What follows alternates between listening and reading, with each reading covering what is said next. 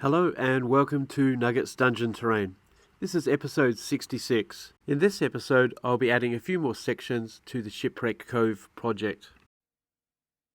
While a sea cave system might be extensive, there's no doubt that a lot of the passages will be quite narrow. It's mostly formed through the pressure of the ingoing and outgoing tide.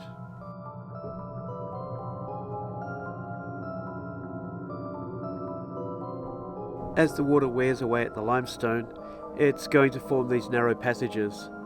Included would be potholes in the floor, sometimes deep enough to collect water that will remain when the rest flushes away.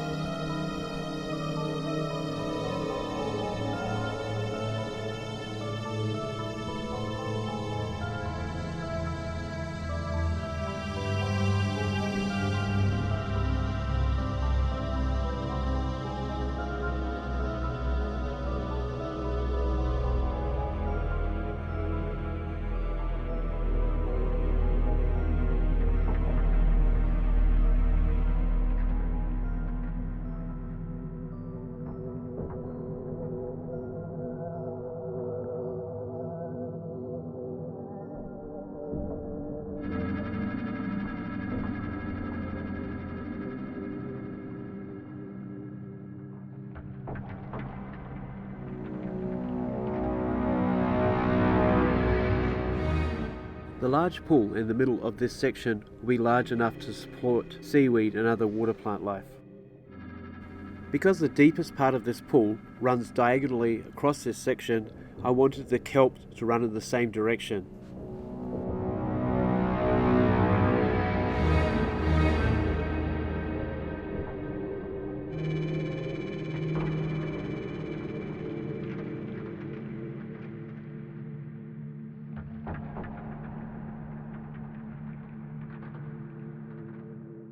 In some instances, the other plant, the light green one, is placed in a more random direction. This makes the overall feel a little bit more natural.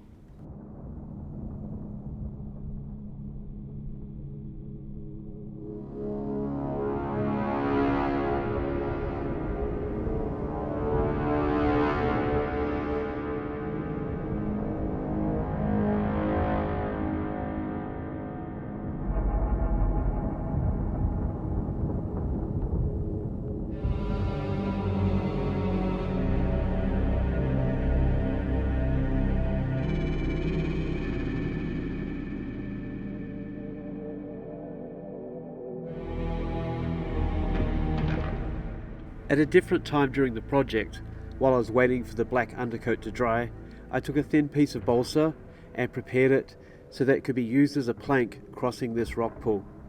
It was not going to be attached permanently, so that it could be used by the players or maybe not used at all in a particular scenario.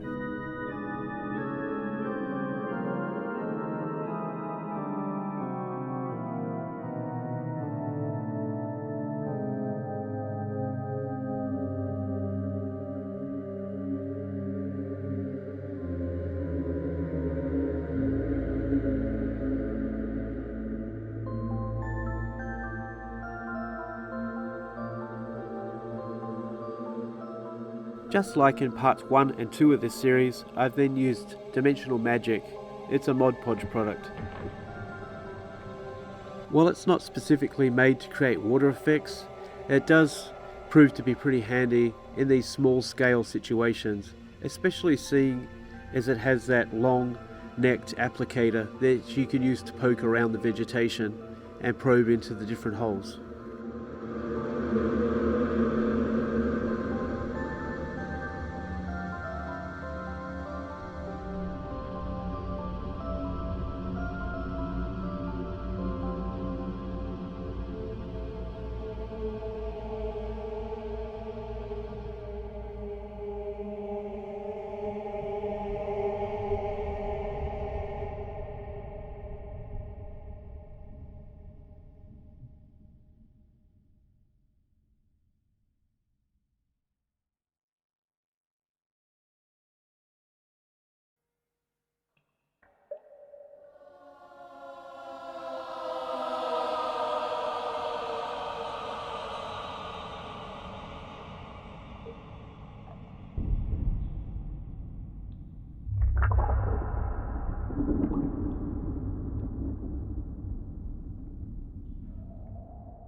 Here are some different views of this first section when it's completed.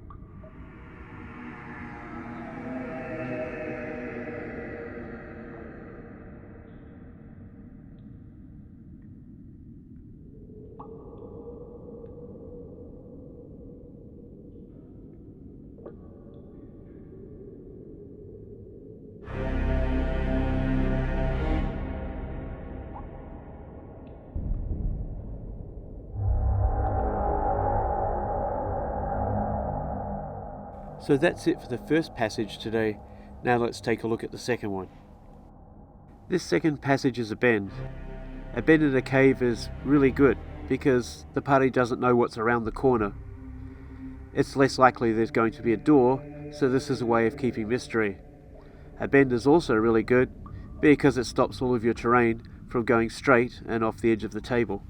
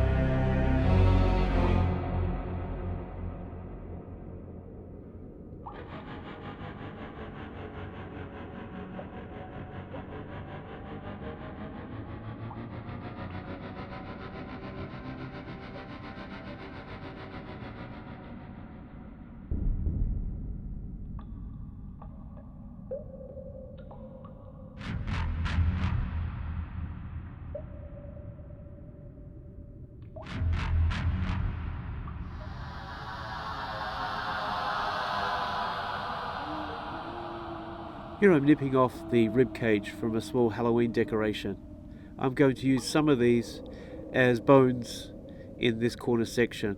I decided I might as well cut them all up and paint them so I could use the other ones more conveniently later.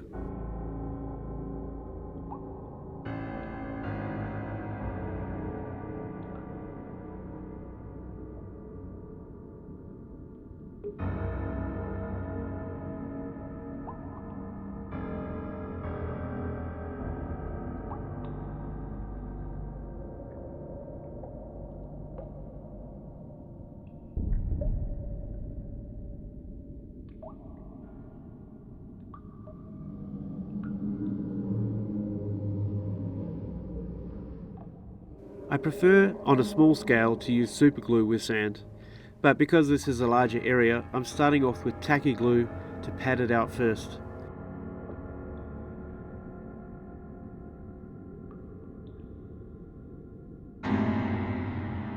Here I'm adding a couple of pieces of foam just for a size difference and extra texture. There's no doubt that they will melt with the super glue, but in this instance that just helps to give them a slightly different shape and weld them into the rest of the piece.